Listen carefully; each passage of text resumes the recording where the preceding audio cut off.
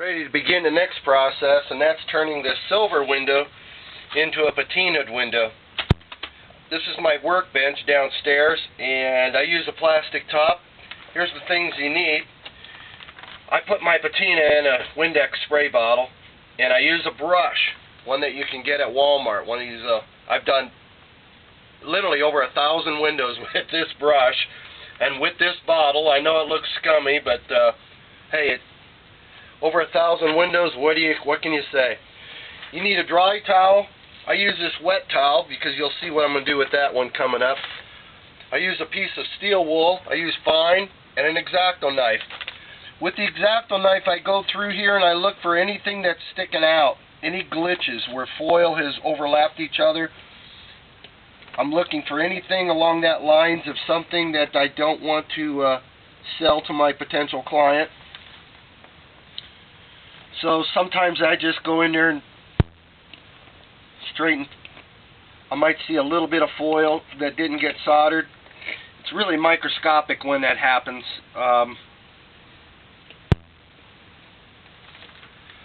It's pretty good. I try to take care of all these little glitches in previous steps. There's really nothing there. Okay, at this point I'm going to steel wool my window. And what you want to do is you want to get the lead shiny. So a lot of times I'll just turn my window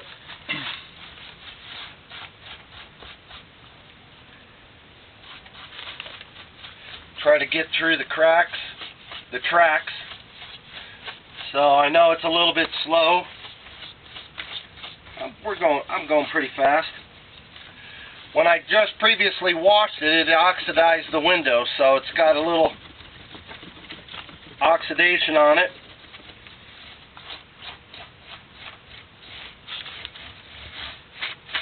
This is the funny part. I have walked into people's studios and see them doing the craziest of things in ways of applying patina.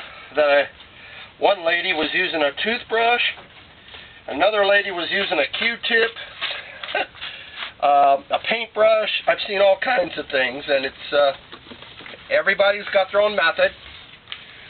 I use one of these brushes, like I said, you can get it at Walmart, and I spray my patina on, and I rub it around. Now look how instantly black. You want a steel wool because it opens up the pores.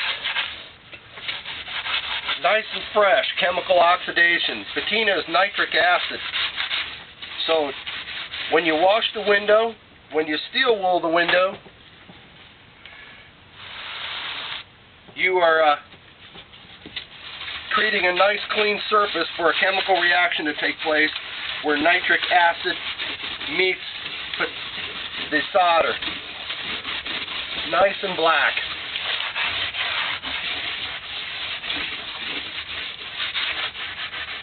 I don't use gloves. I've done this I've made over 2,000 windows, so let's say I got a little bit of a track record. Now, some of you might think I'm going to scratch my patina. Here's a little bit of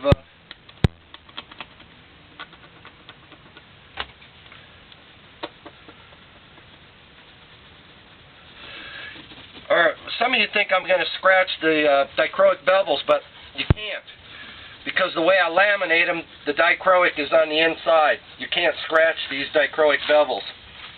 If you had bevels coated with dichro at CBS, you definitely would be ripping these bevels up right now. This steel wool would be shredding the dichro. But I have a way of protecting the dichro so that you can't scratch them.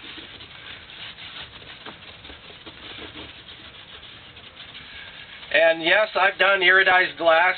Iridization is a process, the way I understand it, it is annealed by heat to the texture of the glass, and I've never scratched it off. I suppose if you spent a lot of time trying to, you could scratch iridized glass, but you have plenty of opportunity to do that, skidding it around on your grinder and your bench also. So, you know, I had one lady ask me if steel wool would hurt the iridization not half as much as your grinder and your desktop when you're working on your panel.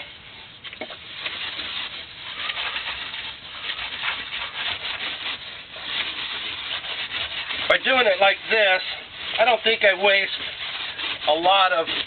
By the way, you can't take patina from here and expect it to work over here. As soon as the patina does its chemical reaction on the spot, it's no longer 100% effective. It's been diluted down. So don't expect patina from one side to work effectively on the other side thinking you're going to drag it all around. It doesn't work like that. It loses its potency instantly once it makes a chemical reaction to the solder.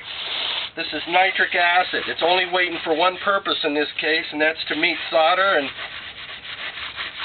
I try to get these in my lead cracks.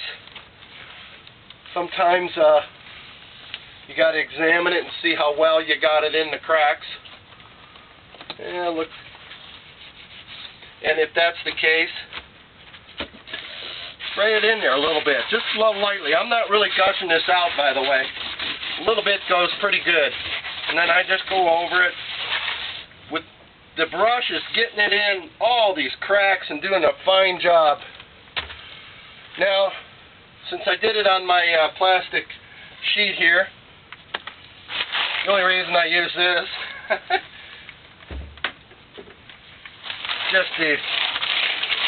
that's the only reason. No big scientific reason.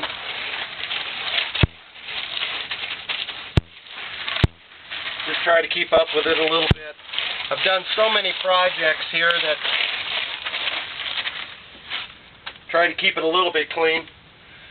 Ultimately, it really works nice if you let your patina sit on your window for a little bit.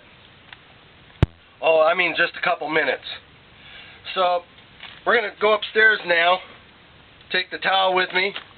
Nothing else needs to come upstairs. We're done with everything down here to this point. Now we're going to wash off the window, and there's an important step in washing off this window. See, I haven't put on a lot. It's not even dripping. So it's been very effective up to this point of putting on the patina.